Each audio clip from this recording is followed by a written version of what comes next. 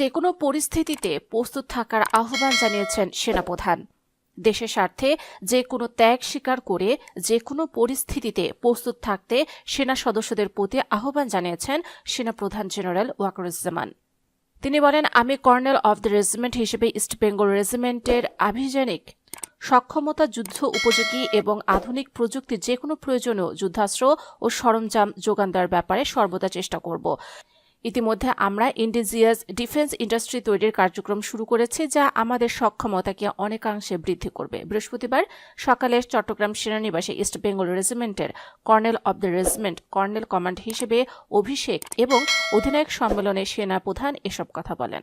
সেনাবাহিনীর রীতি অনুযায়ী ইস্ট বেঙ্গল রেজিমেন্টের ১৭তম কর্নেল অব দ্য রেজিমেন্ট হিসেবে অভিষিক্ত হন সেনাপ্রধান জেনারেল ওয়াকারুজ্জামান। মোটর শোভাযাত্রায় সেনানিবাসে উপস্থিত হওয়ার পর ঊর্ধ্বতন কর্মকর্তারা তাকে বরণ করে নেন। ইস্ট বেঙ্গল রেজিমেন্টের কর্নেল কমান্ড একোবেজ পরিয়ে দেওয়া হয় তাকে। কুচকাওয়াজ পরিদর্শনের পাশাপাশি ইস্ট বেঙ্গল রেজিমেন্টের প্যারেড গ্রাউন্ডে প্রধান অতিথি হিসেবে সালাম গ্রহণ করেন সেনাপ্রধান।